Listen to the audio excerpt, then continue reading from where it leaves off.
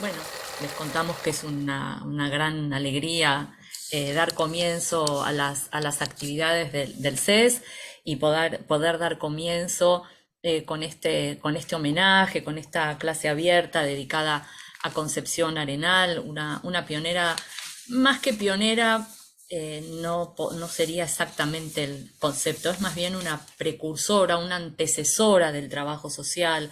Sí podemos decir, ahora vamos a ver después la diferencia, sí podemos decir que es una antecesora o una precursora de lo que fue el trabajo social, y sí podemos decir que es una pionera del feminismo español y de todo lo que tiene que ver con el trabajo en las cárceles y demás. O sea, diferenciamos una precursora o una antecesora de una pionera, porque una pionera es quien realmente sembró bases o hizo alguna propuesta innovadora en relación a la profesión. Y si bien ella específicamente no habló del trabajo social, sí trabajó en pos de la profesionalización, de la capacitación de las personas que trabajaban en las cárceles, en las organizaciones de caridad, eh, y también eh, se preocupó mucho por conceptualizar, o sea, trabajó cuestiones metodológicas, cuestiones teóricas,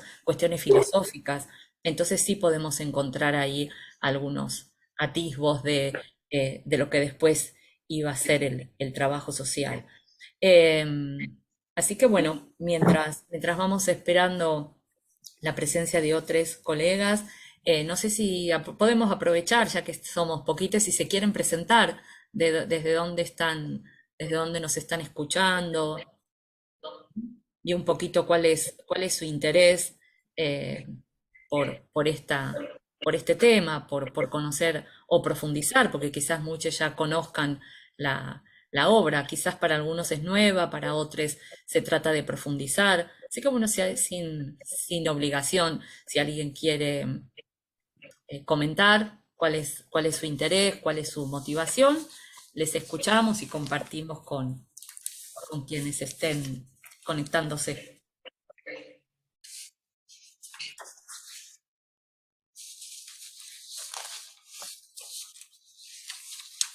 ¿Quién se anima?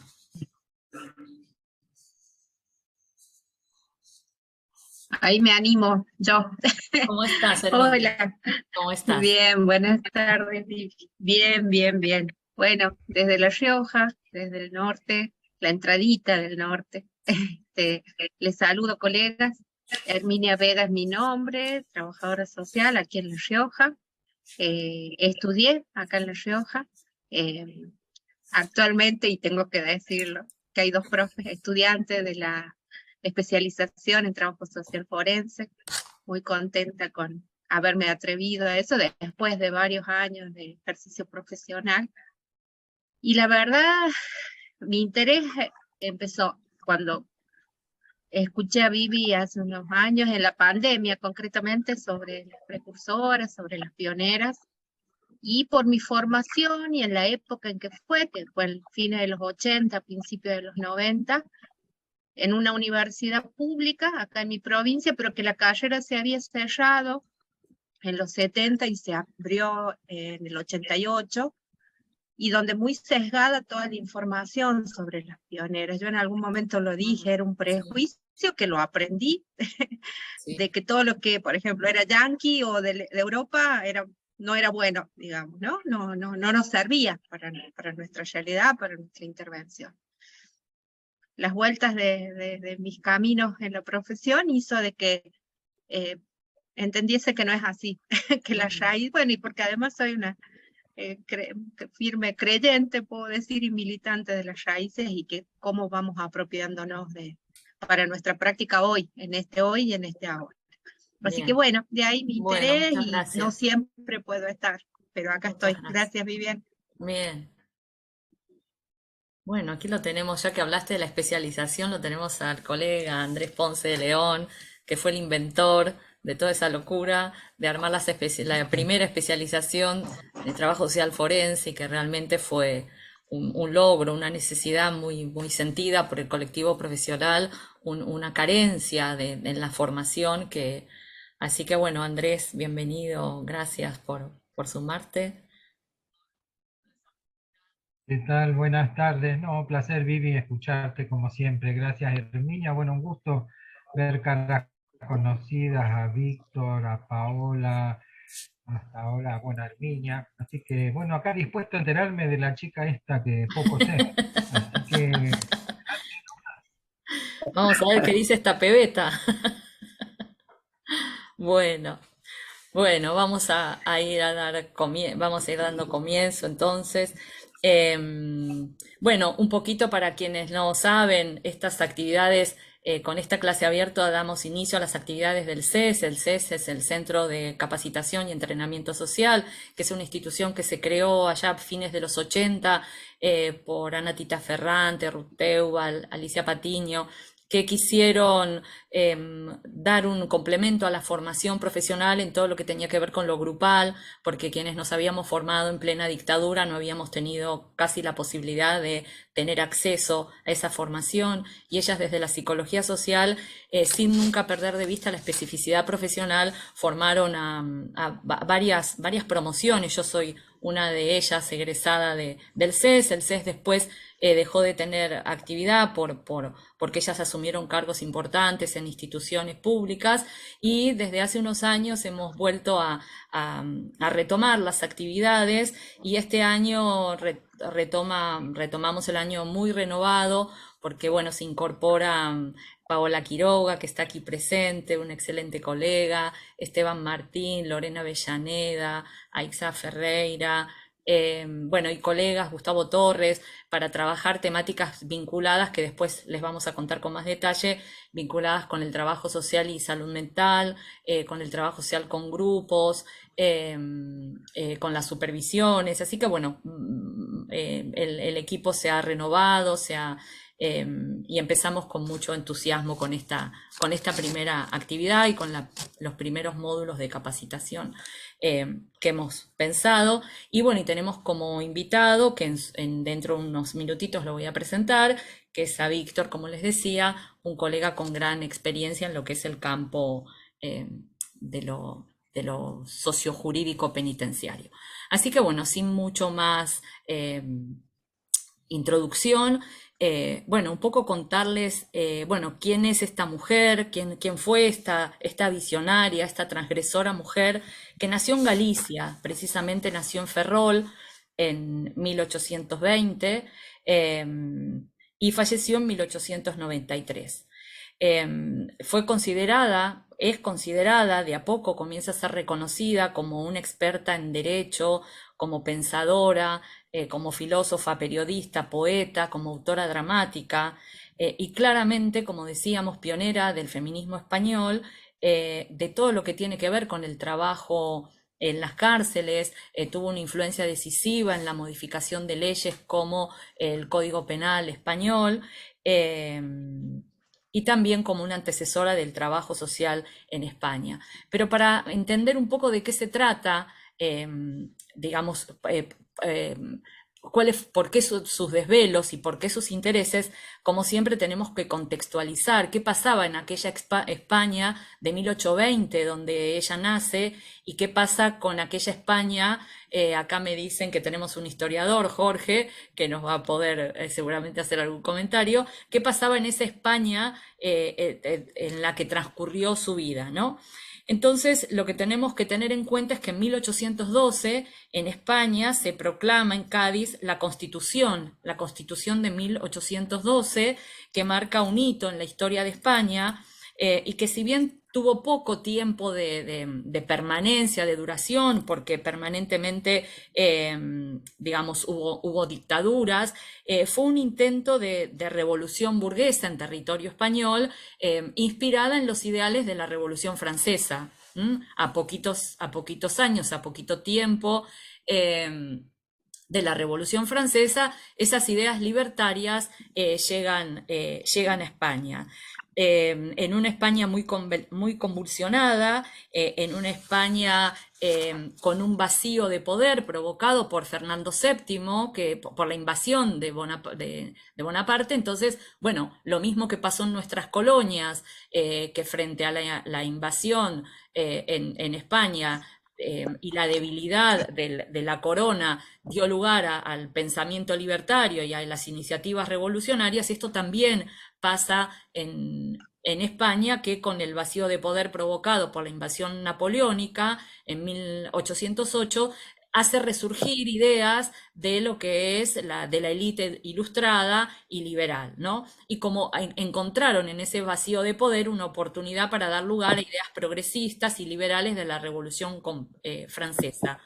Pero todo esto en una situación muy compleja y muy contradictoria, porque por un lado los radicales progresistas admiraban los ideales de la Revolución Francesa, pero por otro lado se oponían a la invasión napoleónica. Entonces ahí había como una cosa contradictoria de defender ciertos ideales filosóficos, pero desde lo político y demás, defender también la autonomía de su país frente a la invasión napoleónica, ¿no? Entonces, bueno, en estas pujas hay también un intento por reivindicar la españolidad, y son sobre todo las clases populares también las que hacen cierta alianza con los sectores conservadores de defender la monarquía y demás. Bueno, finalmente en Cádiz, que se vive momentos como pasó aquí en el Río de la Plata, en paralelo, podemos hacer un interesante paralelo con el Río de la Plata. Se vive un momento de mucha efervescencia política, de cafés, de revistas, de periódicos libertarios, revolucionarios y demás, una gran actividad en la prensa, se escriben muchos artículos, la vida política pasa a tener un protagonismo muy, muy grande. Finalmente, en 1812 se aprueba esta constitución que plantea claramente la abolición del absolutismo monárquico, un modelo de Estado claramente con los principios más liberales de lo que va a ser el Estado liberal, reconociendo, digamos, corriendo a la iglesia del poder, incorporando la noción de ciudadano frente a la noción de súbdito, y bueno, sin dejar de reconocer tampoco en esta contradicción como al rey, pero desde otro lugar, ¿no? Entonces, bueno, esta constitución reconocía la autoridad real de alguna manera, reconocía a la religión católica, pero también proponía la libertad de prensa, una monarquía parlamentaria y el poder legislativo como única instancia para dirimir los asuntos de la nación. Planteaba la independencia de la justicia, miren en nuestro país qué importante, qué actual, e incluso reconocía el sufragio universal antes que los franceses, ¿no? Bien, las ideas de igualdad, libertad, de ciudadanía, de la búsqueda de la felicidad del pueblo y demás, el eliminar los títulos nobiliarios, bueno, todo esto, bueno, la anulación de la Inquisición, o sea, desterrar la Inquisición y las pruebas de nobleza. Con todo esto barre esta constitución, que por supuesto dura muy poco, porque, bueno, con revoluciones y contrarrevoluciones, las ideas conservadoras perduran y perduran. Bueno, y luego tenemos, ¿y por qué ustedes creen que se llama? ¿Vieron cuando uno dice esto es un, bueno, cuando éramos chicos, no creo que se use esa expresión, pero cuando nosotros éramos chicos que escuchábamos decir, esto es un viva la Pepa? ¿Saben por qué es un viva la Pepa? Porque como estaba prohibido nombrar la Constitución se había aprobado el día de San José. Y a los Josés en España les dicen Pepe. Entonces la Constitución pasó a ser llamada la Pepa. Entonces, como no se podía nombrar, ¿no? Entonces era un viva la Pepa. Y como la Pepa estaba vinculada con con lo revolucionario, bueno, con todo lo que se salía del orden, queda grabado. Yo recuerdo toda la vida que mi abuela, mi mamá, diciendo esto es un viva la Pepa, como diciendo esto es un descontrol, ¿no? De ahí la Pepa. Que en Cádiz incluso hay una estatua muy, muy linda en relación a eso. Bueno, por otro lado, bueno, pero había quedado ya como sembrada una semilla de lo que era la vida constitucional. No quiero hacerlo más largo, tampoco soy especialista en la historia de España, pero es importante entender. Ahora vamos a ver qué pasó con su papá, ahora le vamos a encontrar sentido a esto. Bueno, luego viene la Primera República, ¿no? A fines del 1800, que también pretende instaurar estas ideas revolucionarias, y finalmente la Segunda República entre más o menos 1931, 1933, y que después va a dar lugar al triunfo del Frente Popular entre el 36 y el 39, la coalición que gana las elecciones en el Frente Popular. Y después lo que ya todos sabemos, 40 años de franquismo, ¿no? Esta es un poco digamos, el mundo de las ideas, que siempre decimos es tan importante conocer y poder identificar con claridad cuáles eran las ideas del momento, porque Concepción Arenal no le salen no las inventa estas ideas. ¿Y por qué es importante este contexto revolucionario que les decíamos, toda esa efervescencia previa y posterior a la Pepa, a la Constitución de 1812? Porque, bueno, su papá fue un militar que se lo describe como un hombre noble, justo, muy, digamos, muy coherente con sus ideas, y su padre muere en la cárcel justamente por defender estas ideas libertarias, y esto la afecta muchísimo de pequeña, y queda muy afectada por que ella admira mucho a su papá y además ella se nutre de la biblioteca de su papá con todas estas ideas liberales, y queda muy afectada por la injusta detención y muerte de su papá cuando ella tenía 9 años, ¿no? Con lo cual no es un tema menor entender esto que pasa con la revolución, ¿no? Bueno, ya cuando tiene 20 años en Madrid, ella va a participar de la vida intelectual. Ahí empieza a escribir sus primeros artículos en los periódicos progresistas. También, como les decía, es importante el contexto, porque son años de mucha efervescencia, de periódicos, de mítines políticos, de cafés literarios, de mucha efervescencia intelectual.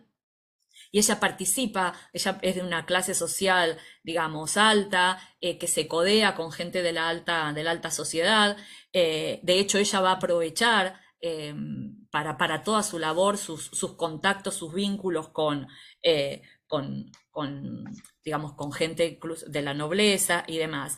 Tiene una actividad muy muy importante, asiste a clases de Derecho en la Universidad Central de Madrid, y hay una anécdota que yo la daba por cierta, porque la escuché, la leí en varios lugares, que ella concurría a las clases de Derecho disfrazada de hombre hasta que la descubren y demás. Una biógrafa, perdón, que descubrí hace muy poquito, Ana Cavalier, dice que esto no es así, que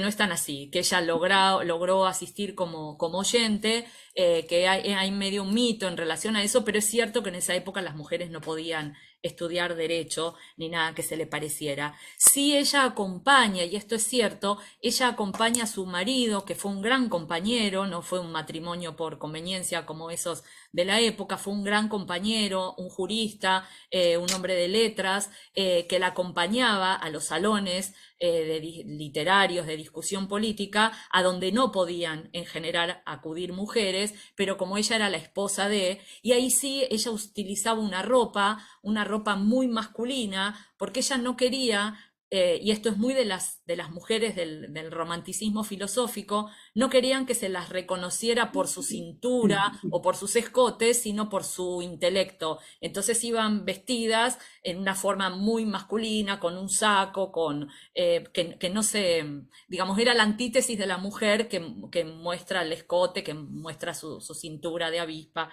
¿no? Como un el hecho de rebeldía, ¿no? Muchas también lo hicieron después como una forma de transgresión en cuanto a su identidad de género, pero no es el caso de Concepción Arenal. Bueno, lamentablemente su esposo muere en 1957, Fernando García Carrasco, y ella se recluye en Potes, en una ciudad que le va a ser, un pueblo que le va a ser muy hostil, porque la ven como una loca, como una extraña, ella prácticamente no tiene contacto con nadie y entra como en una suerte de ostracismo, imaginémonos lo que era ¿cómo se llama? Galicia de aquel entonces, ¿no? Hasta que es un amigo personal muy ligado a la Iglesia Católica, Jesús, ahora se me fue el apellido, la invita a participar en las conferencias de San Vicente de Paul.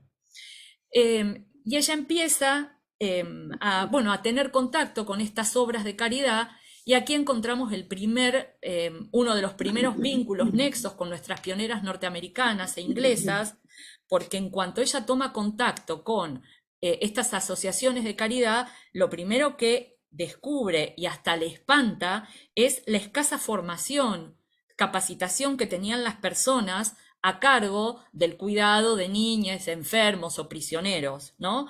Y ella incluso dice que muchas veces con el afán de ayudar generaban más daño. Esto lo dice Mary Richmond en más de una oportunidad, ¿no? Y también se asombra de la escasez de manuales para la formación, de guías de trabajo, de teoría. O sea, ella dice, ¿cómo es posible que no hay nada escrito acerca de esto y la gente lo hace desde lo que puede, desde donde le sale y lamentablemente desde una postura de clase muy soberbia, que ella después va a criticar exactamente de la misma manera que lo hace Octavia Hill y que lo plantea Mary Richmond, ¿no? Entonces, lo que ella se propone es, digamos, toda una tarea que María José La Calzada de Marco de la Universidad de Zaragoza, en una biografía, en un artículo que escribe, ella dice, ella se propone como tres grandes misiones. La primera es informar acerca de lo que pasa en estas instituciones, sensibilizar al público, porque también hay mucho prejuicio en el público.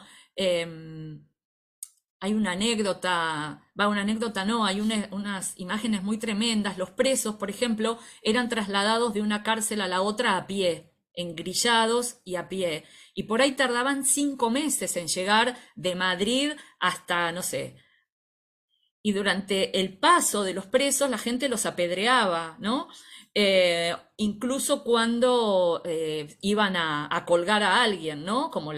O sea, había un pueblo, digamos, con muchos prejuicios y con ideas muy, muy conservadoras, ¿no? Entonces, ella se propone informar, sensibilizar, visibilizar las injusticias.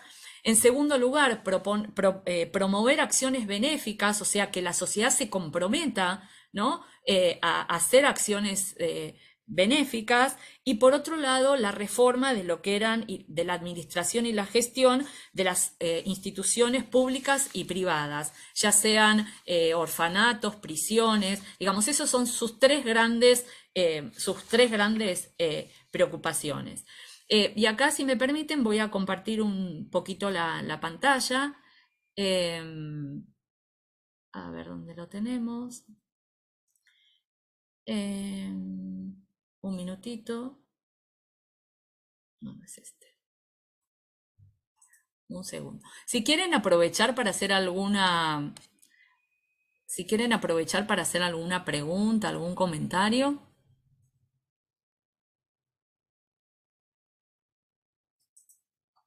¿Cómo vamos?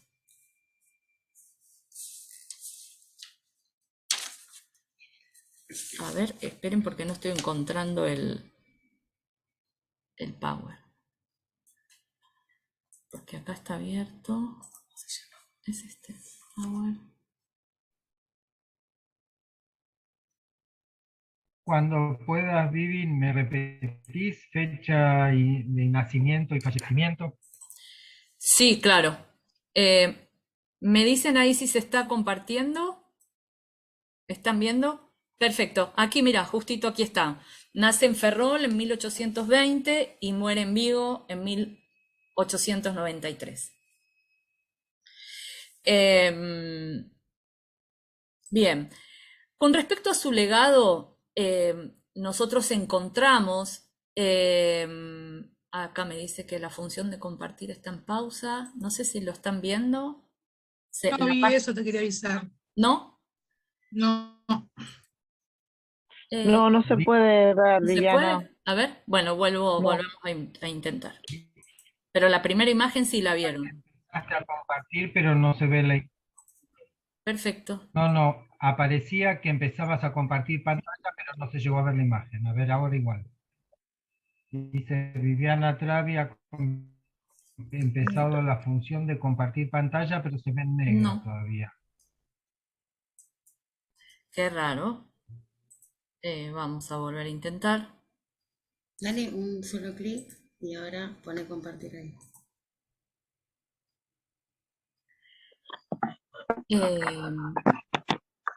Le preguntas a Lili. Qué raro, porque la primera se compartió bien. A ver, pruebo con otro. Disculpen, ¿eh? Pruebo con otro, a ver si es un tema de este Power que está.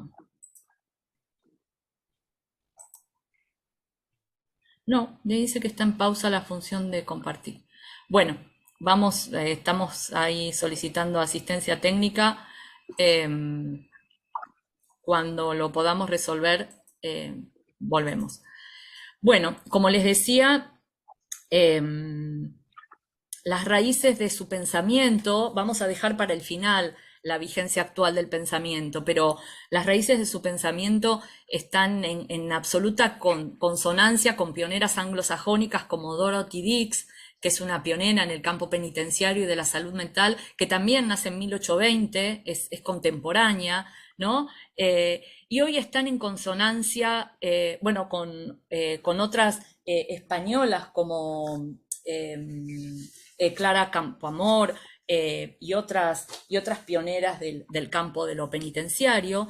Y lo que más nos interesa, esto lo vamos a ver al final, es que están en resonancia con la recuperación, con lo que hoy podríamos llamar la recuperación de la dimensión humana, de la dimensión subjetiva, afectiva de la política, con lo que Ulloa llamó la política de la ternura, con las políticas de reconocimiento, de cuidado y de respeto que encontramos en Axel Honneth, en Sennett, en Martha Nussbaum, en Adela Cortinas. O sea, hay realmente un resurgir de este pensamiento humanista y lo que también se llama, a partir de los 90, con el retorno del sujeto en las ciencias sociales, lo que hoy se llama el giro afectivo, ¿no? Es más, esto que en trabajo social hablamos del sentir, el pensar y el hacer, ella lo dice claramente, nos dice la mente, los afectos, las emociones y las acciones no actúan separadamente, no pueden actuar separadamente. Entonces, nos parece de enorme actualidad.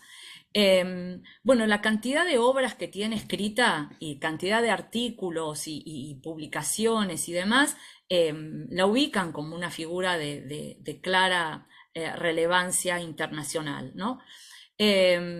Y la primera podemos, y toda esta obra más teórica, más conceptual, la encontramos a partir de 1860, a partir de esta experiencia que les cuento, que ella pierde a su esposo, queda relegada en ese pueblo y comienza a partir de la iniciativa de este amigo, que si ustedes ven la película, que después se las vamos a recomendar, él tiene un papel muy importante en su vida, este joven músico, militante, católico y un humanista, ¿no? A ver, vamos a intentar de nuevo, perdón, voy a intentar de nuevo compartir. A ver. No, no me deja. Dijo que No me deja. Bueno, no importa, se los cuento. Bueno, la primera obra que vamos a mencionar se llama La beneficencia, la filantropía y la caridad. Todas estas obras están digitalizadas, así que ustedes pueden acceder a ellas a partir de la web. Y esta primera obra, como su nombre lo indica, la beneficencia, la filantropía y la caridad, se va a dedicar a conceptualizar qué significa cada cosa, ¿sí? Entonces ella dice, con la beneficencia al pobre se le da un abrigo, se le da comida. Con la filantropía se toma en cuenta al hombre, pero con la caridad se hace una acción sistemática, organizada, con determinados fines y demás, como la caridad como una instancia superior, ¿no? Esta obra fue premiada en 1860 por la Academia de Ciencias Morales y Políticas y es muy interesante, digamos, cómo comienza. Bueno, a mí que me gusta la historia, justamente empieza con una breve historia de la beneficencia en España y hace un análisis de lo que son los establecimientos de la beneficencia con una descripción crítica, pero muy, muy crítica, ¿no? Con interpelaciones, con preguntas, diciendo cómo es posible que en nombre de la beneficencia la gente pueda estar en estos pudrideros, ¿no? Utiliza esos conceptos, con este maltrato, con esta desidia.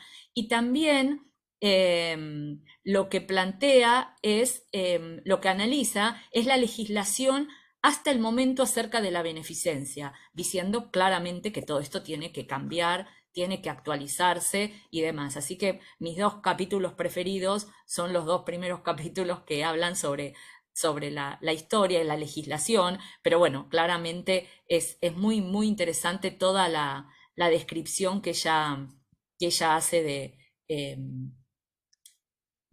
la situación, ¿no? De lo que son las asociaciones caritativas, de lo que significa la acción social, de lo que significa el ayudar. Realmente es muy, muy, muy interesante. Después tiene una serie de obras sobre la mujer, ¿no? La mujer del porvenir, que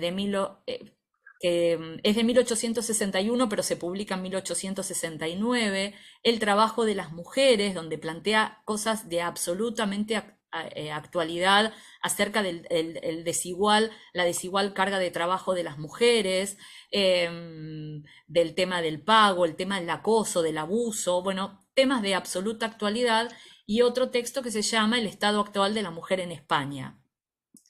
Todas ellas tienen como un denominador común que va a criticar sobre todo las teorías y hasta se burla de las teorías que defienden la inferioridad de la mujer basada en razones biológicas, ¿no? Basadas en el tamaño de su cerebro o en sus hormonas, ¿no? Y defiende el acceso de la mujer a todos los niveles educativos. Así que son muy interesantes.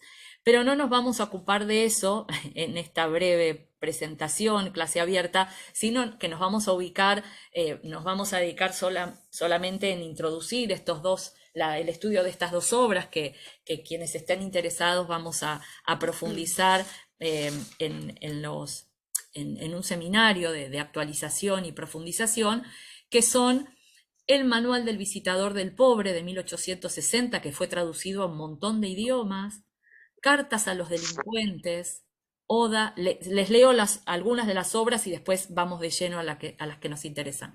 Oda a la esclavitud, es una clara defensora, ¿no? Del abolicionismo. El reo, el pueblo y el verdugo. La ejecución de la pena de muerte, es una clara defensora para la abolición de la pena de muerte. Cartas a un obrero. Estudios penitenciarios. Un texto que se llama La cuestión social, de 1883, El visitador del preso, El pauperismo y Memoria sobre la igualdad.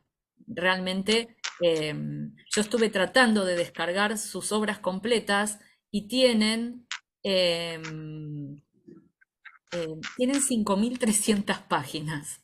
O sea, es como que lleva un tiempito de lectura, ¿no? 5.300 páginas. Bueno, veo que se van sumando amigos, veo que se sumó Esteban Martín, miembro del CES, también se sumó Gustavo Torres, también flamante miembro del CES, Ale Flores, Mirta, una querida amiga, Belén, y nos dice, y la veo a Cintia de La Rioja también, que espero que hayan terminado con el carnaval, porque estaban todavía ahí festejando. Pilar Ormedo, que está desde el WhatsApp, Paula Velázquez desde Colombia, desde la Universidad del Valle, por YouTube, perdón. Entonces nos vamos a centrar en las dos obras, El visitador del pobre y El visitador del preso, para después darle la palabra a Víctor. Solo unos pequeños antecedentes. Previo a esta idea del visitador, la visitadora, hay algunos antecedentes importantes. Uno es el Tratado del Socorro de los Pobres de Juan Luis Vives, de 1526, donde propone un estudio riguroso y sistemático de lo que es la situación de los pobres, ¿no? Interpela al Estado y a los poderosos y a los ricos respecto de su responsabilidad con la existencia de la pobreza, incorporando también lo que son causas sociales acerca de la pobreza. Después la obra posteriormente de San Vicente de Paul, que la obra es retomada después por Federico de Ozanam, que va a crear justamente las conferencias de San Vicente de Paul a partir de 1833 en Francia, pero es muy interesante la obra de Vicente de Paul porque él crea, junto a Luisa de Marillac, crea una orden de mujeres no religiosas, que le llama Damas de la Caridad, ¿no? Que las convoca a servir y ayudar a los pobres, pero además plantea una idea muy revolucionaria, según un cura, Maloney, que dice, hasta el momento todas las hermanas vivían en conventos de clausura, y él trata de convence al obispo para que las visitas domiciliarias y el servicio a las familias tuvieran un papel central, ¿no? Y que el convento y el altar de las hermanas ya no sea la clausura en el convento, sino que fuera la vivienda de los pobres, el hospital, el hospicio, allí donde más se necesitaban. Con lo cual saca a las hermanas que estaban en clausura a hacer de su... dice, los digo textual, para que las hijas sirvieran en la calle, en las escuelas y en los hospitales, y que su convento fuera el hogar de los enfermos, abriendo un espacio público de participación para las mujeres y también revalorizando las tareas de cuidado, ¿no? Entonces la idea de la visita está muy presente y después cobra ya más forma con El visitador del pobre, del Barón de Gerando, que ya en 1827 elabora 2 tomos acerca de cómo es una obra de más de 500 páginas, escrita en francés antiguo, que nos ha llevado un tiempo leerla y traducirla. Y también otra obra que tiene, que es el Tratado de la Beneficencia Pública, donde digamos, en el cual el Robert Castell, en Metamorfosis de la Cuestión Social, dice que allí él encuentra un primer como núcleo de lo que sería una tecnología de la asistencia, como las primeras formas o como de filantropía científica, ¿no? Y claramente va a plantear cuestiones de incorporar criterios científicos para la determinación de la pobreza, quién es un verdadero pobre, quién no, pero sobre todo el estudio y las causas de la pobreza, ¿no? Por ejemplo, dicen, la pobreza entra en la casa del pobre de la mano de la enfermedad, porque si está enfermo no puede trabajar y nadie lo protege. La pobreza entra en la casa del pobre de la mano de la discapacidad, de la mano de la vejez. Bueno, con cuestiones bien interesantes también respecto de las niñeces y de las mujeres, ¿no? Así que bueno, vamos de lleno entonces a las 2 obras que más nos interesan. La primera es El Manual del Visitador del Pobre, que ella lo escribe justamente elaborado para que sea utilizado en las conferencias y que sea dirigido a todo aquel que busca el consuelo de los pobres, ¿no? Y a lo largo de los 15 capítulos ella va recorriendo diferentes temas y es genial porque cada capítulo empieza con una pregunta. Y la primera pregunta es, ¿qué es el dolor? ¿No? Las primeras es, ¿qué es el dolor? ¿Qué somos nosotros? ¿Y qué es el pobre? ¿No? Y ahí es donde ella nos dice que hay un enlace íntimo entre nuestros sentimientos, nuestras ideas y nuestras acciones. Y lo que más interesa aquí es que lo que ella va a resaltar, que esa otra persona que tenemos frente a nosotros es un igual a nosotros mismos. Es un idéntico a mí, ¿no? Y en la medida que es un idéntico a mí, tiene las mismas capacidades, por más que esté en un estado de embrutecimiento, por más que no sepa leer y escribir, por más que esté agobiado por las situaciones, ¿no? Dice, el hombre está compuesto de facultades y aptitudes diversas, y la razón y la lógica luchan mal con el hábito y las pasiones, ¿no? Entonces, en todo momento aparece una concepción humanitaria, y cuando hace todo un listado de lo que se dice de los pobres, que el pobre miente, que el pobre no ahorra, que el pobre no es cuidadoso con su vestimenta, que el pobre tiene vicios. Y en realidad dice, ¿quién no los tiene también, no?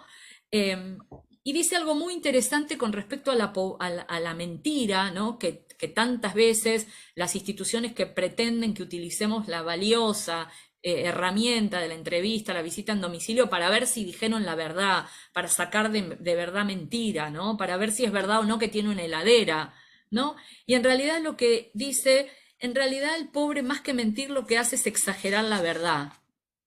Y dice, textual, un niño que tiene frío, que sus padres no pueden alimentarlo, a quien nadie asiste, exagera su situación para ser escuchado. No inventa que tiene un hermanito, que está en el hospital, o que su mamá, no sé qué. Y de esta manera aprende que con la mentira consigue lo que no consigue con la verdad, ¿no? Es realmente muy, muy, muy interesante sus argumentaciones, ¿no? Y después dice que hay una fuerte propensión a condenar lo que no se comprende cuando se critican los vicios, el alcohol, la bebida.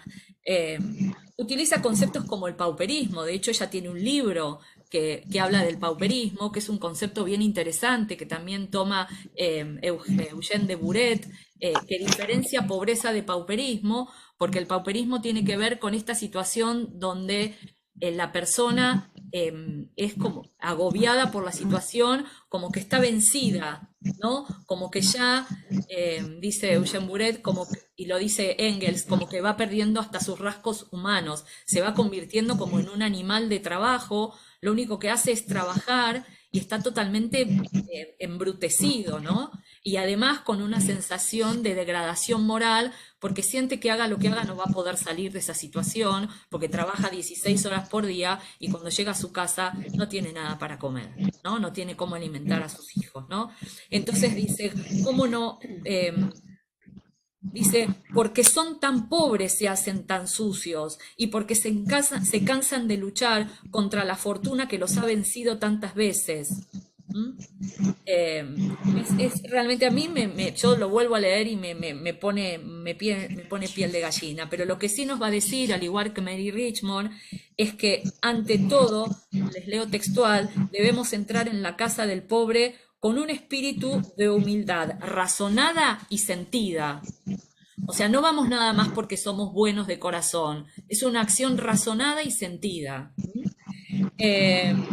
Al igual que Mary Richmond va a decir que los vicios del pobre y del rico y de los ricos que no trabajan y que viven, nada, son muy similares, con la diferencia que el derecho no tiene, el pobre no tiene el derecho al ocio, no tiene derecho al descanso.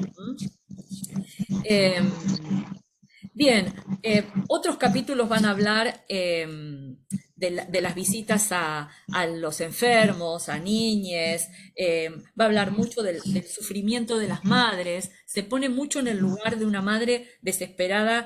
Dice, miren lo que dice, una madre que miró el nacimiento de su hijo como una desgracia, su existencia como un peso, y muchas veces es indiferente a su llanto, es duro con sus faltas, cuando no puede darle el pan, ni siquiera caricias, ¿no? O sea, lo que significaba la llegada de un nuevo hijo cuando es imposible mantenerlos y demás. Dice, digamos, cuestiones vinculadas con las pautas de crianza, que evitar que cuando se haga la visita estén los niños presentes para que no escuchen las conversaciones de los adultos. O sea, yo les aseguro que es tiene una vigencia absoluta, y dice, y nos habla de la presencia in situ, ¿no? Nos dice, nosotros tenemos que tener una fuerte presencia, jugar un lugar activo, sin emitir una opinión hasta que conozcamos perfectamente la situación, y nunca aparecer como escudriñadores, ¿no? Sino no como alguien que en todo se mete, sino como de alguien que de todo se ocupa, ¿no? No es ese ir a mirar, a ver si abrir los cajones, mirar abajo la cama, ¿no? A ver si tiene algo escondido. Bueno, en síntesis, Ángeles, mi bella, tenías el micrófono. Perdón, ¿Cómo perdón, estás, perdón, hermosa? perdón. Bueno, Bien, ¿qué tal? bueno, bueno, nos dice que hay que escucharlo sin interrumpir su relato, que la escucha no solo le dará consuelo, sino que también nos dará derecho a que nos escuchen, porque muchas veces vamos a hablar a que nos escuchen sin nosotros escuchar lo que ellos tienen para decirnos, ¿no? Bueno, en síntesis, bueno, propone escribir cartas, ella permanentemente les escribe cartas, y aquí se adelanta lo que son hoy las terapias narrativas, ¿no? Que plantean todo este tema del uso de las cartas y demás.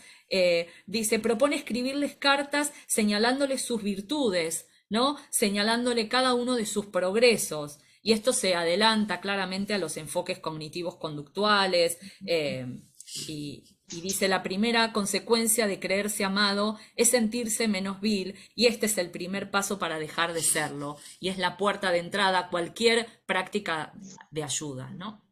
La segunda obra es El visitador del preso, que está destinada claramente a quienes van a visitar las cárceles. Yo les vuelvo a recomendar, ahora vamos a pasar el link para que vean la película. Yo le contaba a Víctor, le contaba a las compañeras que la empecé a ver y es tan fuerte que la tuve que dejar por la mitad, y yo he trabajado en institutos de menores y uno conoce esas instituciones, y realmente es tanta la sensación de injusticia que realmente da mucha rabia, ¿no? Bueno, y acá ella se va a dirigir a quienes van a dirigir a quienes visitan las prisiones. Dicen algunos que van para estudiar al delincuente, otros que van para consolar al hombre o enseñarle mientras esté preso, y ampararle cuando salga. Y aquí es muy interesante porque ella entra en discusión con el positivismo, el incipiente positivismo de la época, porque dice, ella celebra que los hombres de ciencia ingresen a la cárcel. Dice, pero nos advierte del error de confundir a los delincuentes con los enfermos y a las penitenciarías con los hospitales.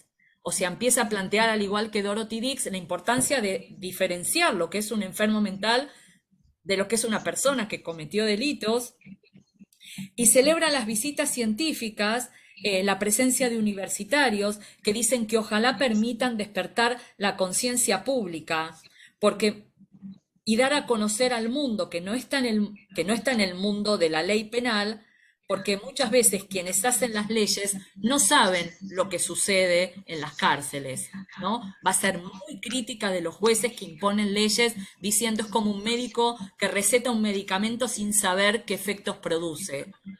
Y es muy dura de los hombres de ciencia cuando dice que le piden al microscopio y a la balanza lo que nunca les va a poder dar, porque ven al delincuente pero no ven al hombre, ¿no? Yo me imagino esa época, ¿no? De pleno positivismo, que los medían, los pesaban, muy lombrosianos también, aunque después eh, eh, dicen, hay hombres de ciencia y de autoridad que prescinden del hombre para solo ocuparse del criminal, ¿no?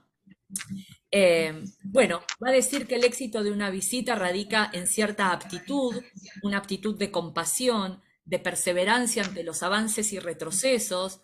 Eh, eh, Utiliza mucho la idea del encuentro con esa persona, con ese otro que sufre.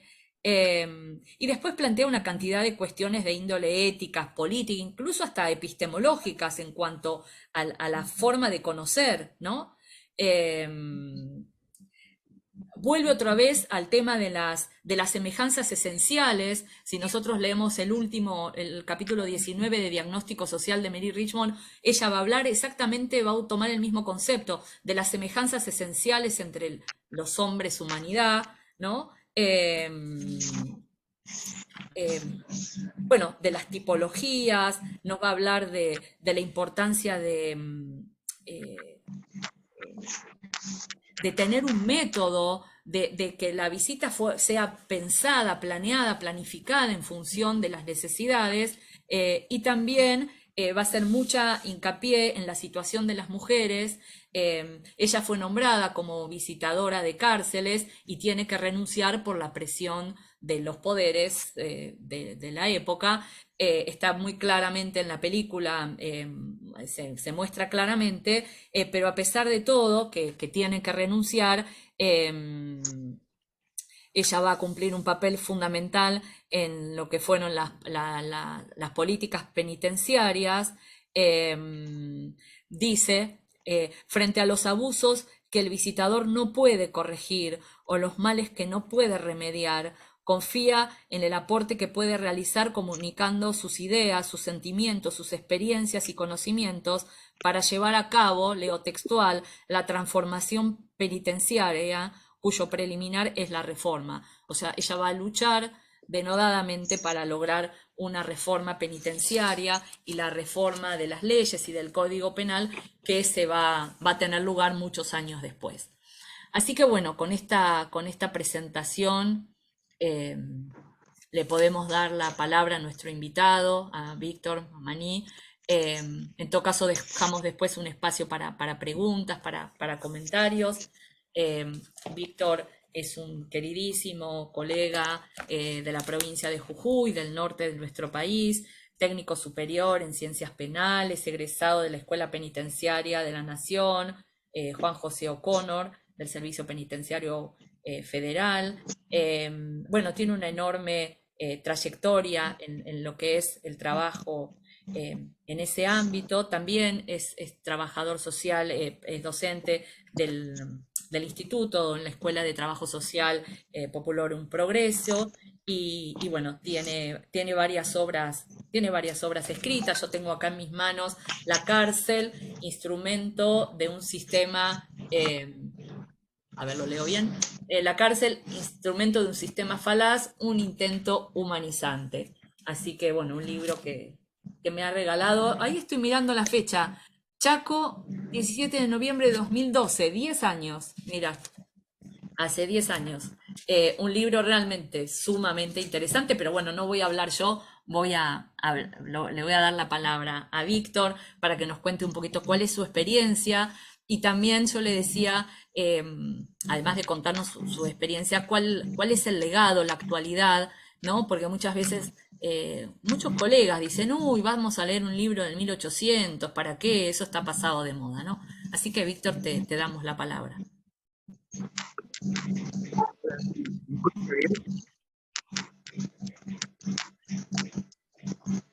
Hola, hola. ¿Bien? Hola.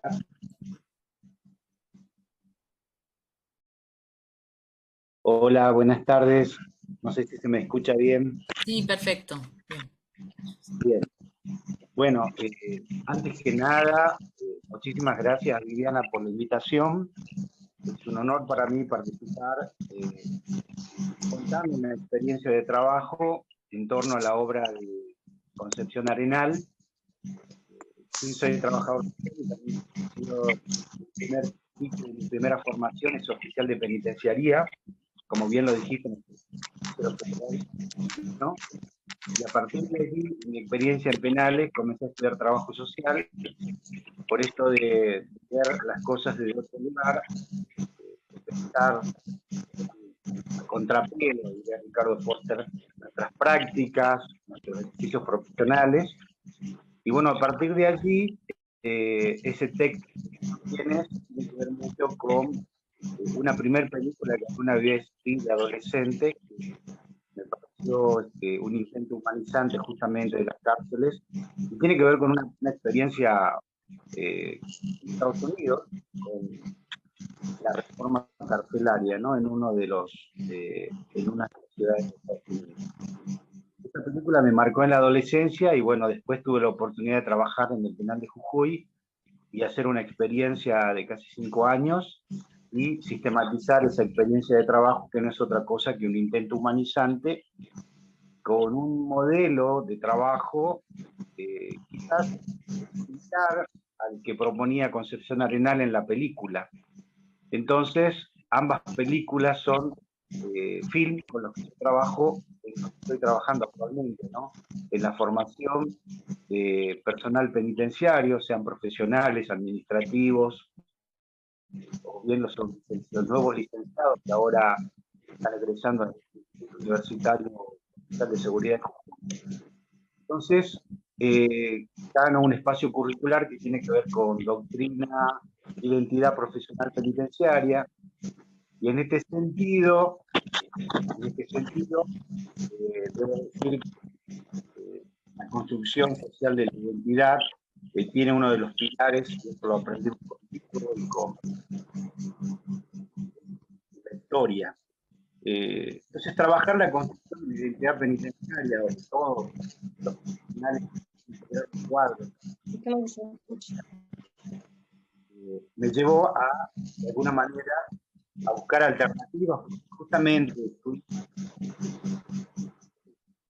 del campo penitenciario, resultaba fácil encontrar siempre personas del sexo varones. No así cuando nosotros estábamos, era femenina, porque nosotros tenemos la formación de futuros licenciados en seguridad y tratamiento penitenciario del Instituto Universitario, varones y mujeres, cursan la carrera conjunta.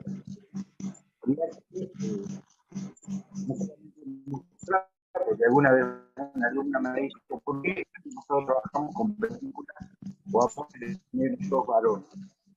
Esa búsqueda me llevó a mí a encontrar, alguna vez había encontrado y no le había prestado la atención en ese momento, un artículo sobre luego te contaba que había encontrado un pequeño texto de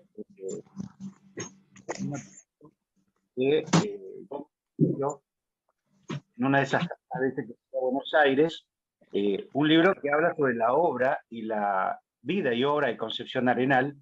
Entonces comencé a mirarlo y a leerlo, luego me encontré con la película y entonces encontré dos herramientas importantes para trabajar la construcción identitaria del profesional de penitenciario. Entonces, a partir de ahí, en general trabajamos todo lo que se van a recibir como licenciados en seguridad y tratamiento penitenciario con ambos film, analizando críticamente la época, el sistema, la lucha de estos dos personajes en la transformación de la vida en las cárceles, y a partir de ahí los estudiantes, los futuros profesionales, van construyendo una mirada crítica, reflexiva, van admirando la lucha tanto de Brubaker, que es el protagonista de la película norteamericana en la reforma carcelaria de su época, como así también de Concepción Arenal. Es cierto, cuando yo comienzo a trabajar con este film, encuentro muchas resistencias de que se trata de una mujer de España, se trata de una mujer del otro continente, europeo, esta visión un poco más loca hace a veces que neguemos de alguna manera los aportes importantes, ¿no?, que van dejando los precursores en lo que son en el campo penitenciario, en el campo del trabajo social. Y la experiencia del año 2021, cuando trabajé por primera vez con estos dos fields, ha sido más que interesante. Hemos tenido resultados muy esperanzadores en los futuros profesionales que van a trabajar y van a integrar los cuadros del Servicio Penitenciario de Jujuy, tanto varones como mujeres. Quedan impactados con la lucha, con el valor, con cómo enfrenta el sistema, lo instituido. Se sorprenden de cómo era el lugar de la mujer, que no podía escribir en los periódicos, o esta anécdota que cuentas sobre ir vestida de varón a estudiar Derecho, o la modalidad que tenía ella de ingresar a estos ámbitos intelectuales. En la película claramente ella es firme en sus convicciones, firme cuando enfrenta al representante del sistema carcelario, y hay muchísimas reflexiones en torno a la película que han impactado y han dejado, tanto en varones como en mujeres, que son mis alumnos, que van a ser futuros funcionarios de prisiones acá en el Servicio Penitenciario de Jujuy, o del Servicio Penitenciario, que yo creo que no lo hubiera podido escuchar en estas reflexiones de ellos si es que no hubiéramos tenido, en principio, el film que impacta. Y segundo, eso despierta o ha despertado la curiosidad de algunos estudiantes que después me han acercado a trabajos prácticos de fotografías, de las imágenes de sus libros, de todas sus obras, las que tienen que ver con el campo penitenciario. Entonces, por ahí esta experiencia de utilizar los film, analizarlo críticamente, debatirlos en el aula, varones y mujeres. Me acuerdo que hubo un debate interesante porque primero habíamos visto el film de Concepción Arenal y después el de los varones. La verdad es que el debate ha sido muy rico, la experiencia de aprendizajes y lo que nos fue dejando la vida a través del film de Concepción Arenal ha sido muy impactante, y para mí me ha dado muchos más resultados que la fotocopia, el texto, la lectura, porque la curiosidad y la esperanza de cierto cambio, de cierta transformación, de cierto intento humanizante en nuestras cárceles, los llevó a la reflexión en principio, porque habían preguntas sobre el sistema, ¿sí? Sobre cuál era, ahora te cuento más o menos las preguntas sobre las que ronda el análisis de la película, ¿no? Características del sistema y el régimen penitenciario. Ellos estudian en otras cátedras lo que es el sistema penitenciario, la estructura, cuál es el régimen, y en esta película, en ambas películas, ellos pueden ver cómo el régimen del discurso escrito es una cosa y el régimen desde el interior de la cárcel, de la vida cotidiana, es otra cosa, siempre parece ser en detrimento de la persona privada de libertad, en donde hay un ejercicio de poder de parte del funcionario de prisiones, sea oficial o suboficial. En segundo lugar, pueden ver las prácticas disciplinantes y imperantes en ese momento, a través de ambas películas, la violencia como una herramienta para mantener la disciplina. En esas películas se ven, en los films se ven la violencia física, el cabo de varas, en el caso de la película de Concepción Arenal, cómo utiliza la vara para mantener la disciplina en esta cárcel de mujeres. Los obstáculos que encontraba en el sistema Concepción Arenal, el poder político, la influencia política, la falta de educación del personal penitenciario. Entonces, y como también el poder, me acuerdo que una alumna me decía, hasta la monjita, hasta la hermana, estaba como colonizada por el sistema, y era natural en ese sistema donde ella estaba que ver cómo violentaban, y solamente se limitaba a que tienen atención individualizada, las escuchamos y hay atención espiritual, ¿sí? Entonces, la importancia y acá también para el trabajo social, y en este sentido no me quiero olvidar de una colega y amiga que ya no la tenemos entre nosotros, María Daniela Puebla, cuando escribimos un texto de la construcción del trabajo social en el campo de la ejecución penal, yo creo que allí María Daniela Puebla en sus 3 primeros capítulos, que son los más importantes, en donde marca una línea de trabajo para el trabajador social, las incumbencias profesionales en la ejecución penal, le da la importancia que ya Concepción Arenal le da al trabajo remunerado, al trabajo en sí mismo como dignificante, a la educación de las internas, al vínculo familiar, porque esto de ir a visitar a la familia de una de las internas, yo creo que ahí está, marca una línea de trabajo Concepción Arenal, de ahí la visitadora o el visitador social, ¿no? Y lo que hoy diríamos, esto que vos decías, ir al encuentro, ella lo marca muy bien, a la visita domiciliaria, a la visita al hogar, la escucha activa, el vínculo familiar y la intervención desde lo dialógico, lo conversacional, diría Natalio, desde una perspectiva construccionista social, o bien las terapias narrativas, como vos bien marcabas, la conversación, las cartas, la importancia de la educación a los funcionarios de prisiones, que al final de la película, cuando el sistema quiere darle órdenes al personal penitenciario, que había sido de alguna manera formado e instruido por ella y su equipo, que la acompañaban a la cárcel, los marca y veo que se recita un articulado de esa reglamentación interna de la cárcel, que el uso de la fuerza será medido y será acorde a cada circunstancia y deberá evitar por todos medios el exceso del cabo de varas en el uso de la vara para disciplinar. Yo creo que de alguna manera esa es una de las partes que a mí más me emociona, porque queda la huella del paso de Concepción Arenal por los funcionarios de prisiones, en los funcionarios de prisiones, ¿no? Por otro lado, también las conclusiones de los alumnos hablan de la sensibilidad social con su tiempo.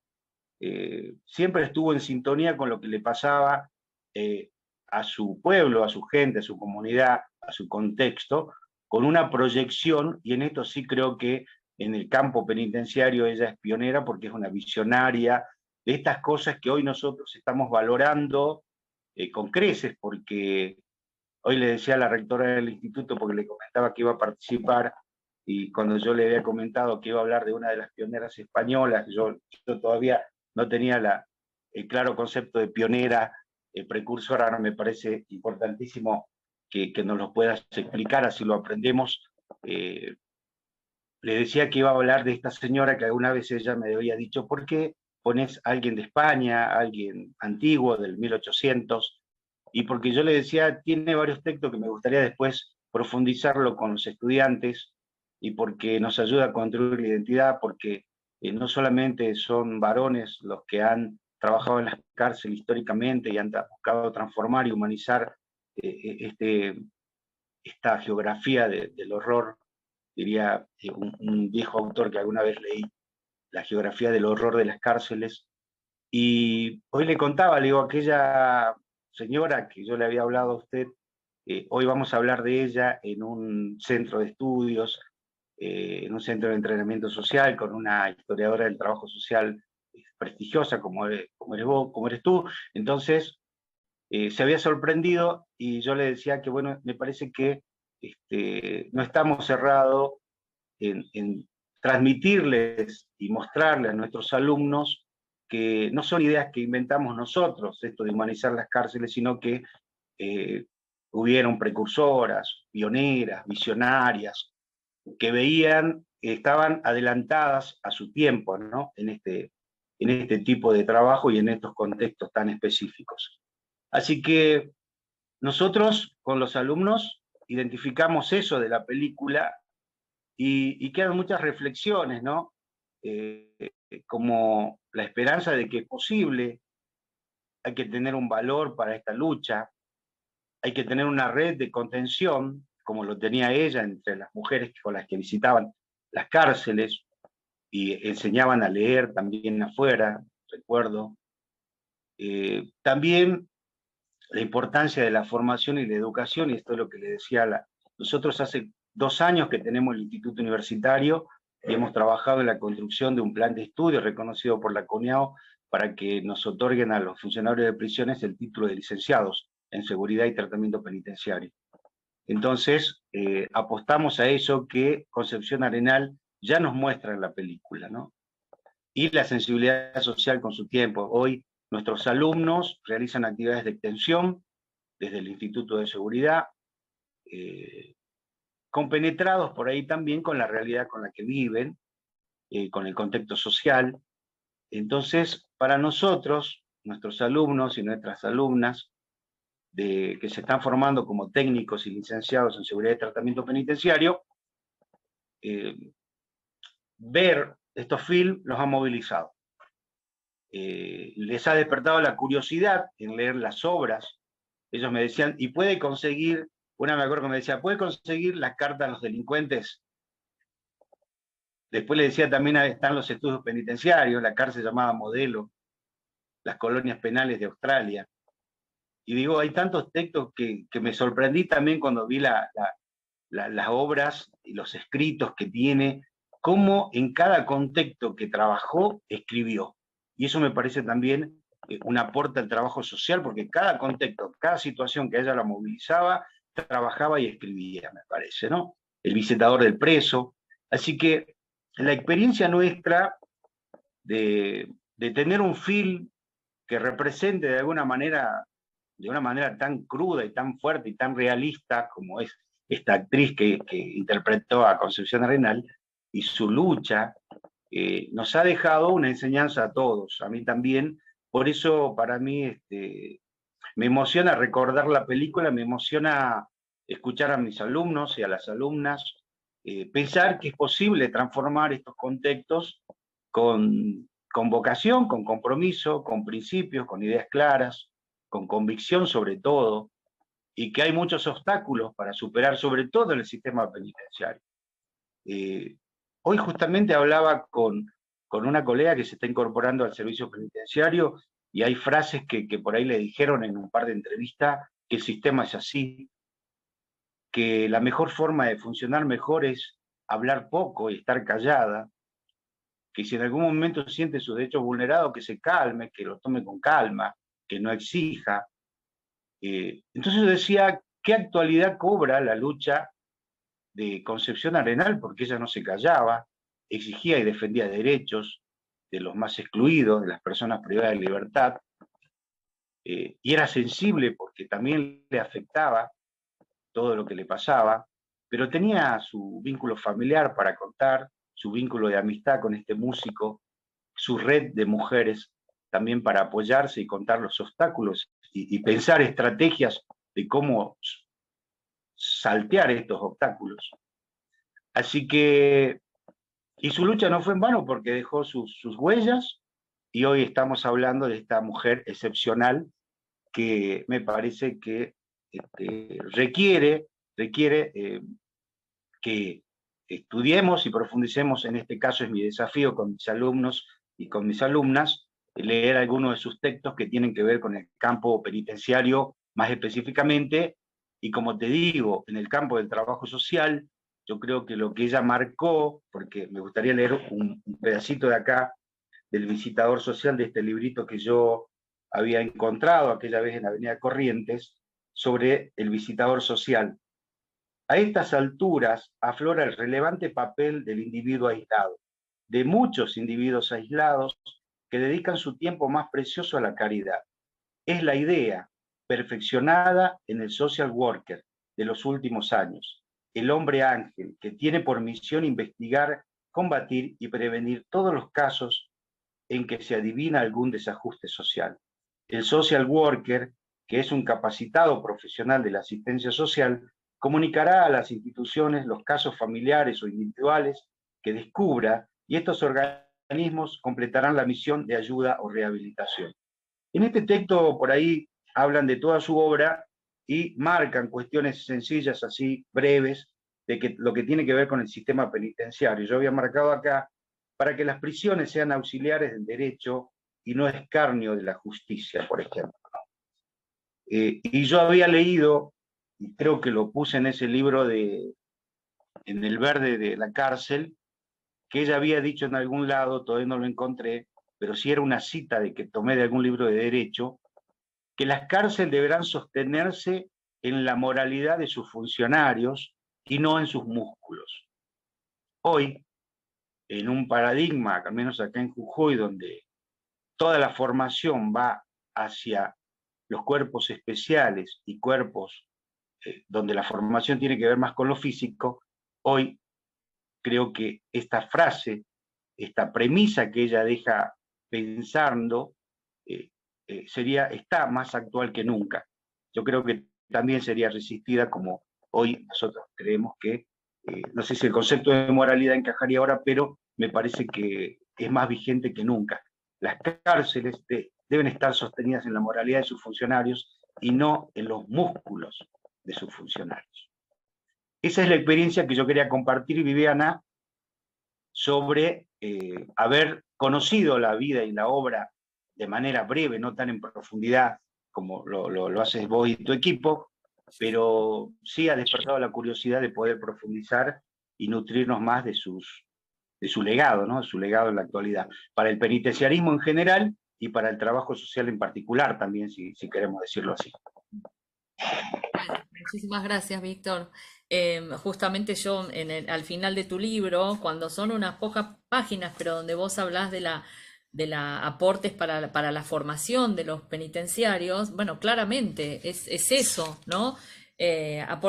Dice, aportes y sugerencias, criterios para la selección de agentes penitenciarios y el perfil básico, digamos. El trabajo que ella hace es doble, porque ella no solo trabaja con los presos, pero trabaja fundamentalmente con las personas que trabajan con los presos.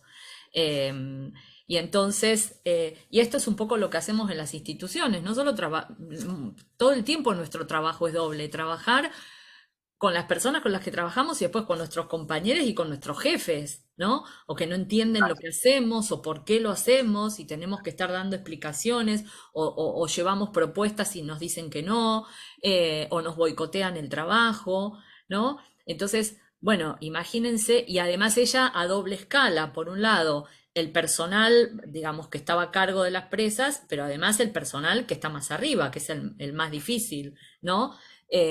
Y cuando ella le dice, el oficial de vara es literal, es quien maneja, es quien castigaba con la vara, ella dice que se obedece más por el respeto, que algún día se van a dar cuenta que se obedece más por el respeto que por el miedo. Y ellos dicen, pero ¿cómo? La única forma que estas mujeres tienen para obedecer es a los palos, porque aparte hay una concepción de que están perdidas, que nunca se van a recuperar. El concepto de regeneración, que lo trae mucho el protestantismo, que aparece mucho en las pioneras norteamericanas de regeneración, que fue muy mal interpretado. Es un concepto muy revolucionario de decir, la personalidad tiene potencial para el cambio, la persona puede mejorar, la persona puede regenerarse, ¿no? Moral, espiritualmente y demás. Entonces, ella logra... ¿Cómo? Te decía que la primera cuestión nosotros que hacemos con el film es identificar la concepción de sujeto-mujer. Claro. Y acá una psicóloga, esto de la degeneración o la regeneración, me pone acá, la degeneración moral de la mujer delincuente es mayor que la del hombre, no solo ha violado normas legales, sino las propias de su condición de mujer. Exacto. Y creo que es algo que lo sabe de la película, que lo dice el director de prisiones. El director. Pero sabés que esto, en la represión, en la dictadura en Argentina, tuvo clara, digamos, esto estuvo muy presente, porque a las mujeres se las torturaba doblemente, porque el otro, el guerrillero, por llamar, o el varón militante, es un par del otro varón. Pero la mujer está además infligiendo la ley de ser madre y esposa, y entonces es muy interesante el tema de los testimonios de cómo los militares se ensañaban con las mujeres en la tortura, ¿no? Y además está todo este mito, cuando la mujer es más mala que el varón, cuando la mujer siempre es más mala, ¿no? Cuando hace algo siempre lo hace peor. Entonces está este tema del respeto, y aquí en la obra hay palabras que tienen una actualidad, podemos acá linkear con Richard Sennett, con su obra El respeto, ¿no? Con Adela Cortinas, con Axel Honneth, digamos, son todos pensadores actuales, muchos de ellos neopragmatistas, que no es casual, porque toman estas raíces, digamos, humanísticas del trabajo social, que realmente tiene una vigencia enorme. Yo cuento una anécdota, está por salir en Espacio un libro que justamente es sobre la recuperación histórica de la visita y demás, que coordinó y compiló Víctor Yáñez, nuestro colega de Chile. Y cuando yo estaba terminando de escribir ese libro, hubo un evento, mirando la televisión, de dos policías que habían salvado, encuentran una mamá desesperada con una bebé que se había ahogado, que no respiraba. Bueno, ¿qué hacen los policías? Le hacen la respiración, bla, bla, bla, la llevan al hospital, la niña se salva y bueno, y ellos pasaron a ser mediáticos, ¿no? Pasaron a ser mediáticos. Y en ese momento, a ver, estoy acá buscando Laura Maravilla. La gente la empezaron a llamar Laura Maravilla a esta agente de policía que había, digamos, salvado la vida de esta bebé. Y cuando le preguntan qué pasó, cómo fue, los periodistas, ella dice, fue un acto de amor. En ese momento nos sacamos el uniforme y actuamos como humanos. Entonces, uno dice, no, no, no, no. O sea, si no hubieran tenido la formación como policías y no hubieran hecho las cosas que había que hacer, de hacerle la respiración, de llamar a la ambulancia, de acudir, de tener un claro registro de la situación de peligro, de riesgo, o sea, no le hubieran salvado la vida, no le salvaron la vida porque se sacaron el uniforme, le salvaron la vida porque utilizaron ese uniforme técnica y humanamente. Porque si hubieran dicho, uy, está loca, como cuántas veces pasaba, y pasa que las mujeres van a denunciar y dicen, uy, está loca, mirá, vuélvase a su casa. Entonces a mí me llamó, por eso yo me preguntaba, ¿cuál fue la maravilla que hizo posible que salvaran al bebé? La maravilla fue justamente la combinación de una mirada atenta, de una comprensiva, empática y la pericia en cuanto a la actuación profesional. Eso es la maravilla, ¿no? Entonces, por eso vuelvo a insistir en esta cuestión de cómo estas profesiones de ayuda, como la enfermería, como la terapia ocupacional, como el trabajo social, cómo en pos de tecnificarse de alguna manera lograron muchos avances y cómo perdieron mucho de lo humano. Inclusive Richard Sennett, que es un gran estudioso de lo que son los sistemas de bienestar, es lo que va a decir, no hay duda que los servicios sociales masivos lograron llegar a un montón de gente, pero se han burocratizado de manera tal que las personas terminan siendo números, ¿no? Terminan siendo expedientes, cuando las colegas dicen, ay, tengo este expediente, ¿no? O intervengo con... No, no es un expediente, es una persona, es un niño, es una familia, ¿no? Entonces, bueno, como decía Ulloa, en esto de la política de la ternura, tiene que ver con esto, con recuperar la empatía, con recuperar esta capacidad de encuentro, de escucha, de diálogo, de este mirar amoroso frente a esa persona que está atravesando esa situación que es dramática. O sea, ¿cómo no compadecernos frente al dolor de una persona que tiene, o de un joven que está preso y que se va a pasar preso 20 años que le quedan de la vida con una juventud más allá del delito que haya cometido, que claramente ya la sociedad decidió cuál es la pena, ya está, la pena es la privación de la libertad, que es tremendo.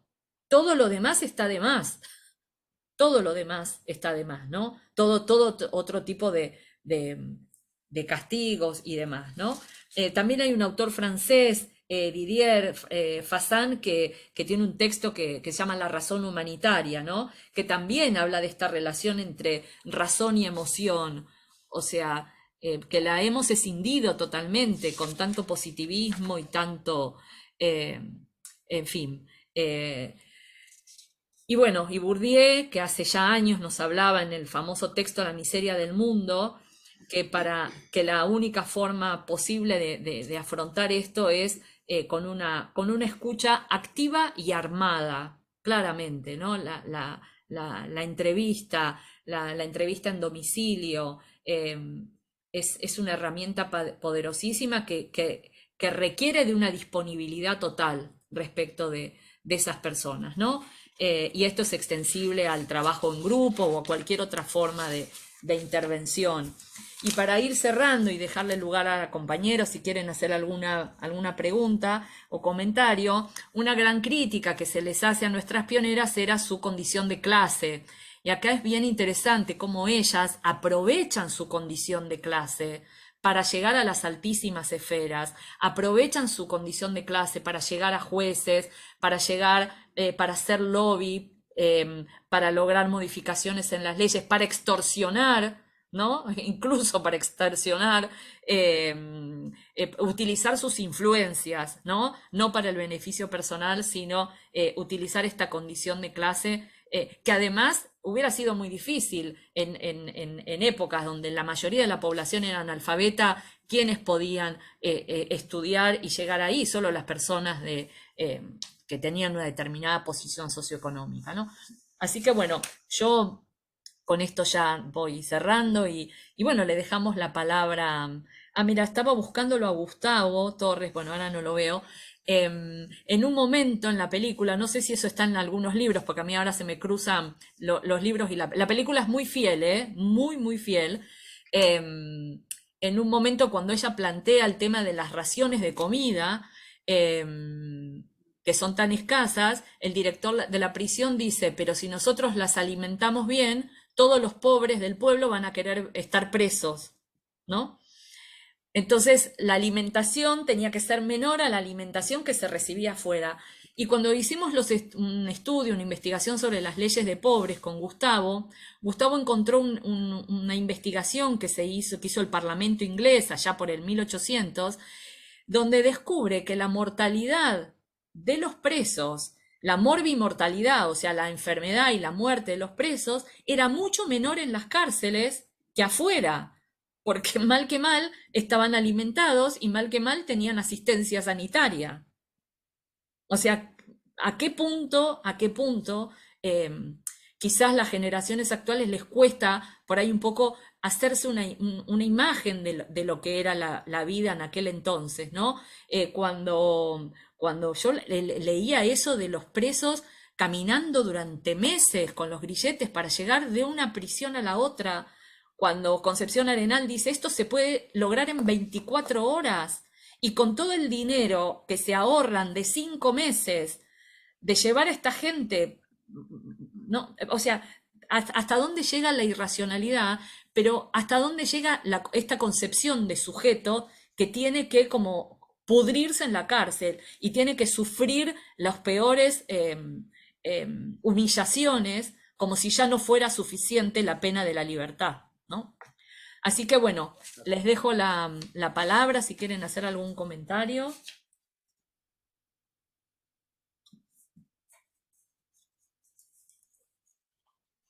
Acá veo colegas muy experimentadas y experimentados. Muy, muy, muy. Es un público muy, muy selecto, de mucha, mucha experiencia. Ellas no lo van a decir, pero Ángeles, con años de trabajo en los tribunales de familia, Mirta en la OBD, en violencia, Paola, también en las defensorías. Ale Flores, ¿dónde era que trabajabas? No me acuerdo. Bueno, todas con una... Y algunas que están más de incógnita. Esteban también, trabajando en un servicio de atención en salud mental, Prisma. Cintia, bueno, todas. Paula. Si quieren hacer algún último comentario para cerrar. ¿Habían leído algo de esta obra? ¿La conocían? ¿Algo que les haya impactado? Ale, con jóvenes en unidades de medidas alternativas, ¿cierto? ¿Se me escucha? Sí, Ángeles, sí. No quiero hacer lío porque se me rompió la consola, entonces tengo la compu y el celular y ahí hice, perdón, les pido perdón a todos por mi torpeza. Pero Te tenemos doble, te tenemos por duplicado. Para recordarlos y estoy con el celu.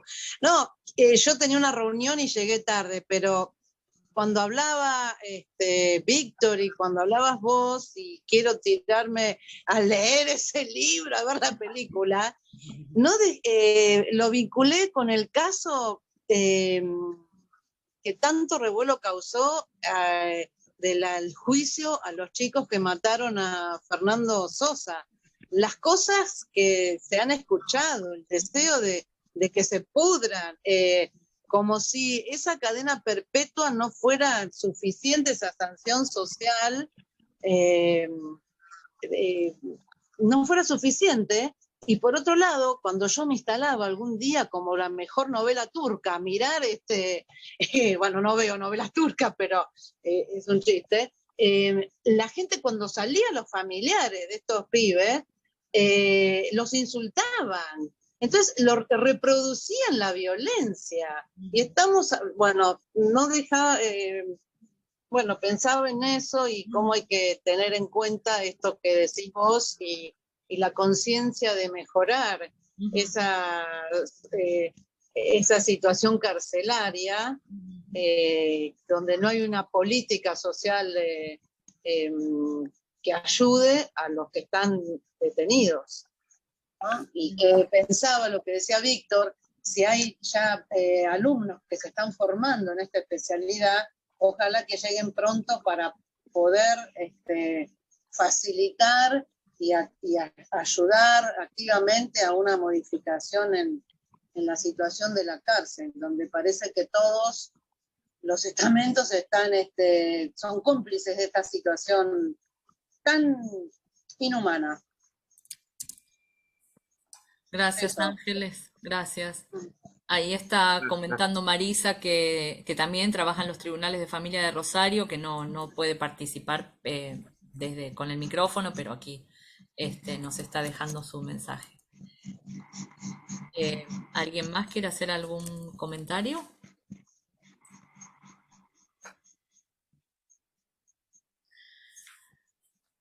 Nosotros, bueno, vamos a incorporar ahora con Andrés, con Andrés tenemos a cargo el seminario de trabajo social forense en las especializaciones que se dan en varias partes del país, gracias a su tesonera labor de sembrar semillas de especializaciones por todas las provincias y por distintas universidades.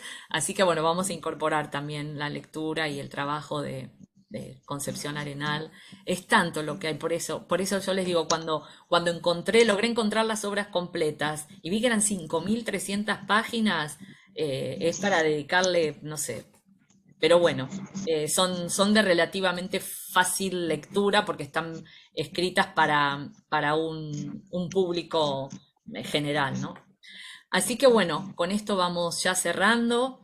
Queremos, bueno, como miembros del CES. ¿Hay alguien que quiere decir algo? Perdón. Yo, Vivi. Sí. Y yo estaba por Sí. sacarlo de mi programa, La enseñanza de la vida y obra de Concepción Arenal. No. ¿Sabés qué, Víctor? Hay que ponerle en diálogo hoy con Jonet, con Zenet, con los que están hablando del recuperar, con Adela Cortinas, de recuperar el concepto de compasión. Hay que poner en diálogo a estas autoras con estos autores, con Ulloa. Sí, porque ahí con todo lo que es lo que hoy es el giro subjetivo, el giro, sí, o sea, digamos, con tantos años de positivismo y con tantos años de estructuralismo, el sujeto desapareció, o sea, o porque el sujeto y las emociones no tenían que entrar en la vida, en el mundo científico por puro positivismo, o el estructuralismo que pensaba que la transformación era solo de las grandes estructuras, y perdimos a la persona en el medio. También están digamos, los trabajos de los poshumanistas, que también es interesante, con esto de las familias multiespecies, de las personas no humanas. Hoy tenemos un montón de estudiar, ¿no? Para todo lo que es el poshumanismo, pero bueno, andamos todavía como... El FIL lo que hace es justamente ponerlos a los alumnos, que por ahí tienen toda una formación también semi-militarizada, porque es necesaria en la formación, eso está.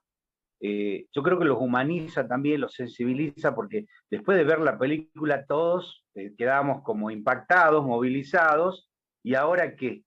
Además de esto otro, está esto otro, ¿sí? Claro. Porque como ella decía, el hombre llega a la cárcel y nos encontramos con el hombre, el delito queda afuera. Totalmente.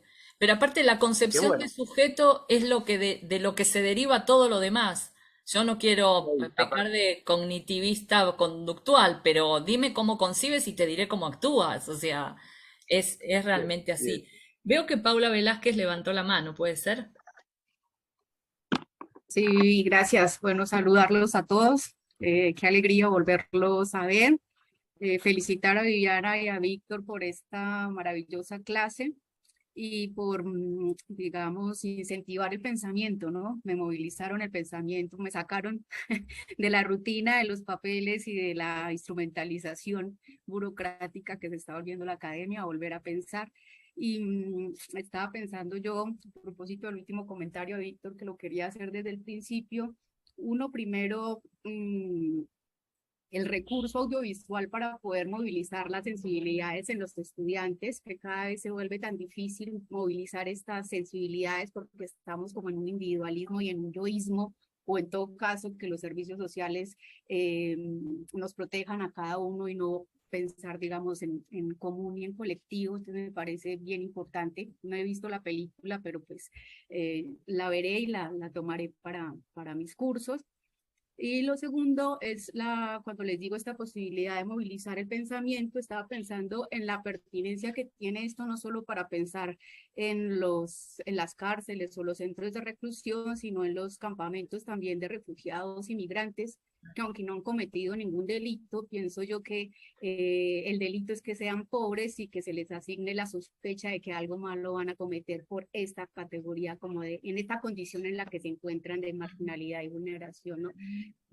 Lo digo porque sí, está bien para pensarlo en lo que está sucediendo en los centros de reclusión, pero muchas de las imágenes que ustedes describieron, de lo que hay en la película, de lo que hay en el libro, me recuerda algunos, digamos, campamentos de migrantes venezolanos que hay aquí en Colombia y algunos campamentos, digamos, de migrantes en otros lugares, ¿no? Esas condiciones de hacinamiento, el tema de la comida, el tema del trato que se les está dando, no solamente por parte de quienes están haciendo los voluntariados, sino por quienes están ejerciendo, digamos, el papel institucional allí.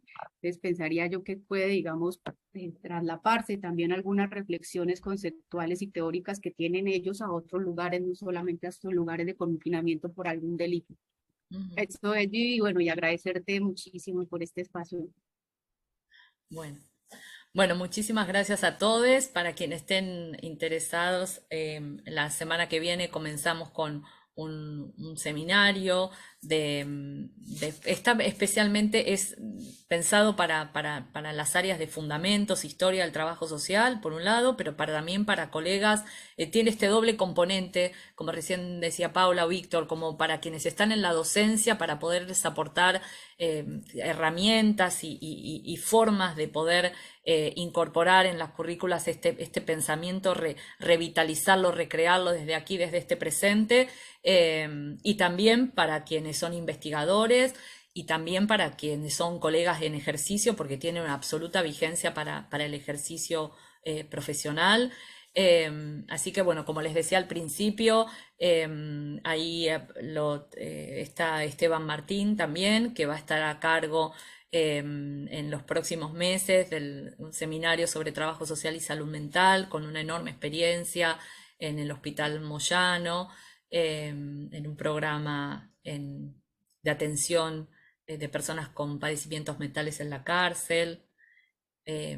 Bueno, Paola Quiroga, que me va a acompañar en un seminario sobre trabajo social con grupos, Aixa Ferreira, que está acá haciéndonos la asistencia conectada desde YouTube.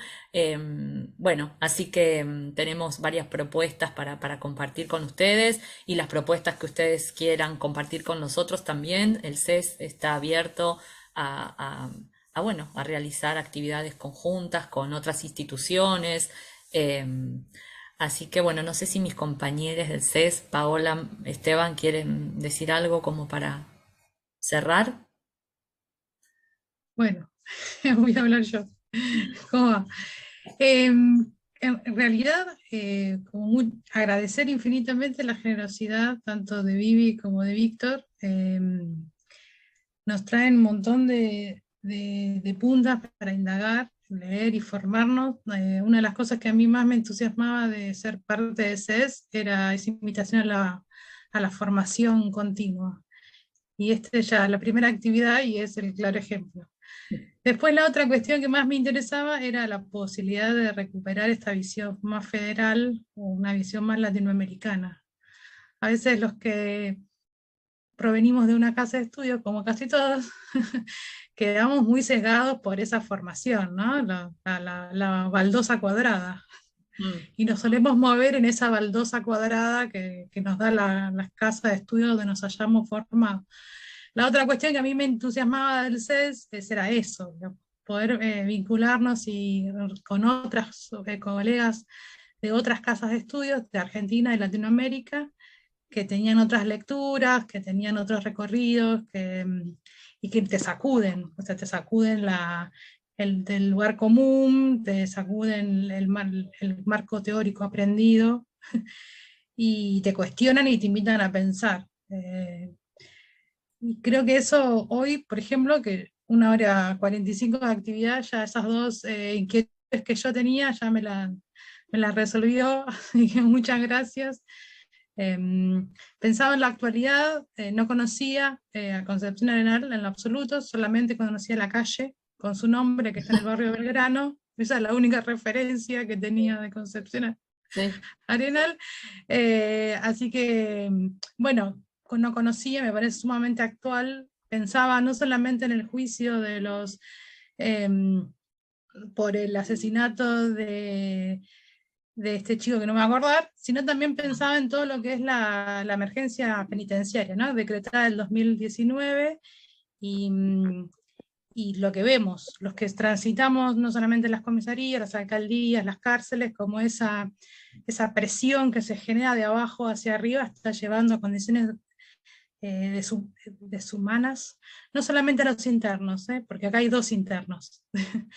Y esa es la otra parte que no se ve, está el interno que es el que cumple una pena, y está el interno que los custodia, y a los 2 les cabe el mismo proceso de deshumanización, digamos.